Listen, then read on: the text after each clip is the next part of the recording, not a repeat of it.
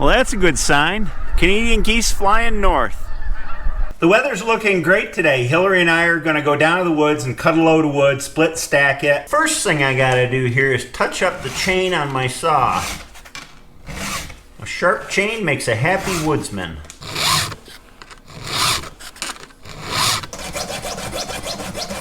I'm filing down the depth gauges here on the teeth so that the teeth will continue to bite as they're worn down through sharpening.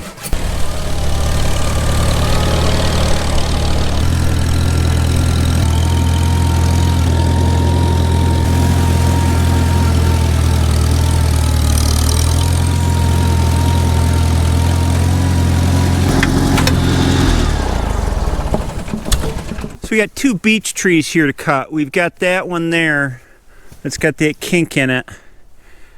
And then this one comes up and it's got another kink in it. Beech is great firewood, heavy, burns slow. We're going to drop and cut this smaller one first because the one over here is going to fall right into where that one is.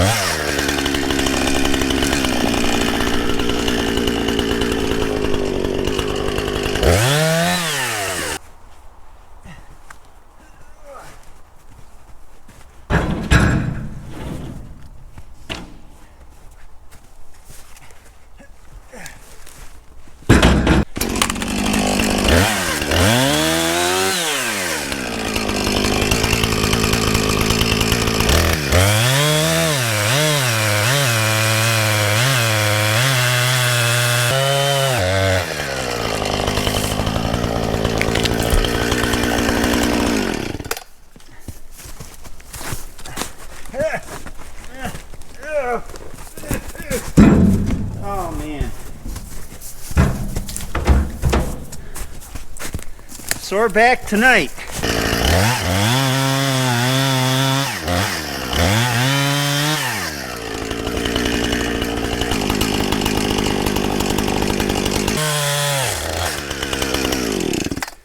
My backy no likey. No. After yesterday.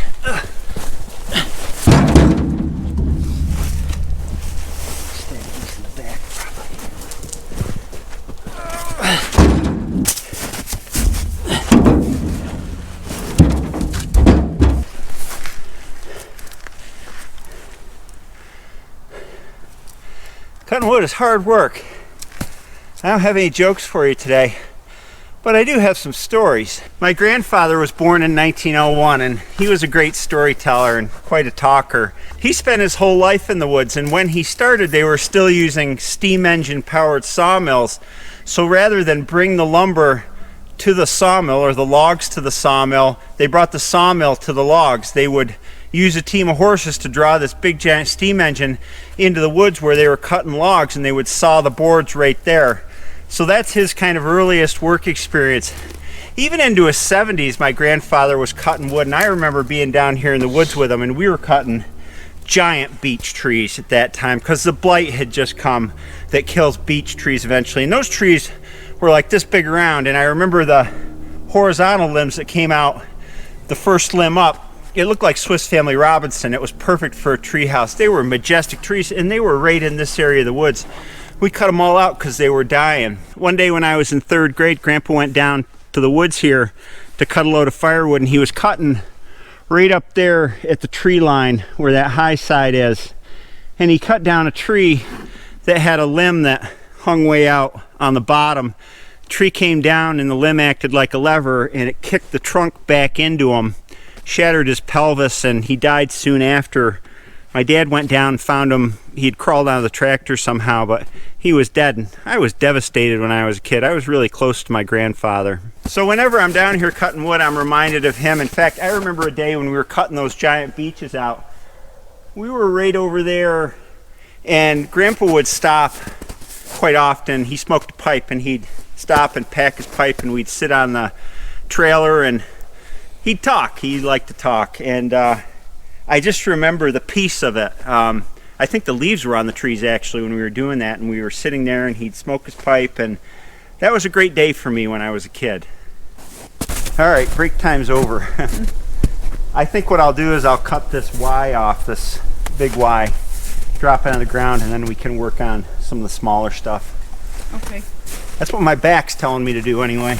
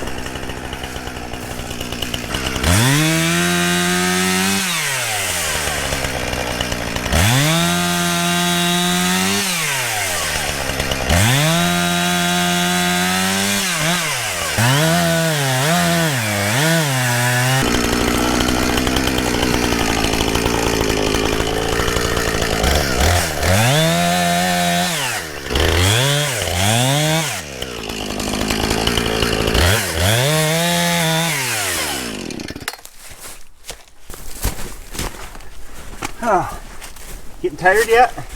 Yeah. Well, I guess that's about a load. We've still got some of this tree left, probably quarter, third of a load. And then we can do this big one here.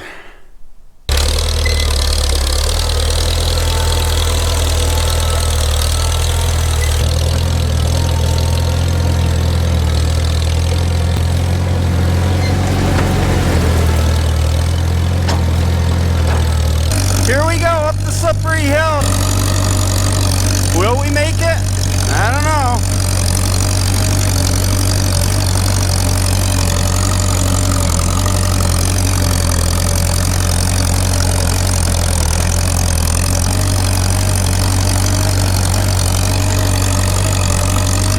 almost there.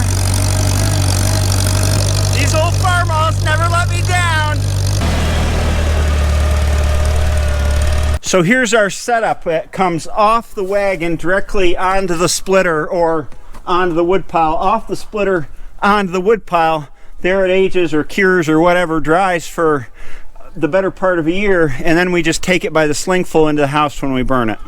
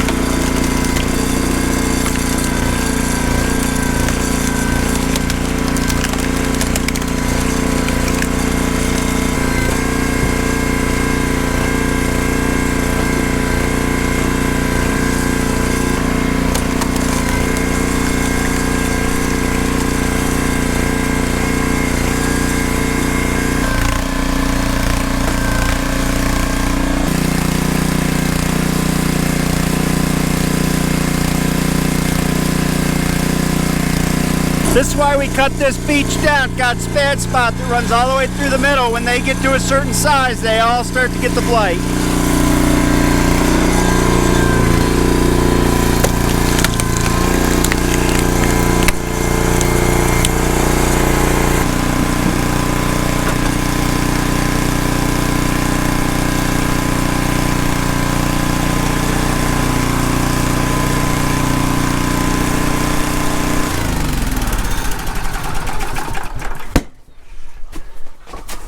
I got a story to tell. My dad built this wood splitter, and he built a series of wood splitters, and this happens to be the last one he built, so we kept it. The first wood splitter he built was the first wood splitter we ever had, and this must have been in the late 70s. And he built it, and my grandfather came over and looked at it, and he said, He went back over to his place, which is our place now. He got the gnarliest piece of maple that he had. I mean, that thing had crotches coming out all over the place. He brought it over, he said, try this. Put it on the wood splitter, and it killed the wood splitter. It couldn't split it. Now my grandfather went cackling back to his house, and Dad went back to the drawing board. The wood splitter actually worked great, and it would split just about anything, aside from what my grandfather had been keeping for 10 or 20 years. Who knows how long he had it.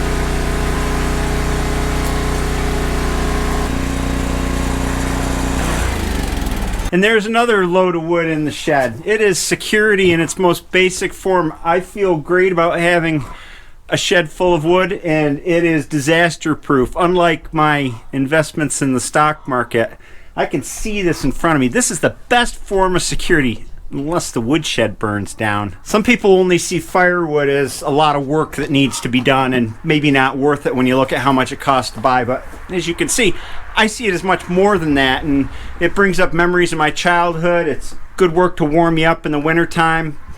I don't know what I'd do without heating with firewood. It's part of who I am. I hope you enjoyed this video. I hope you have a great day, and I'll see you next time.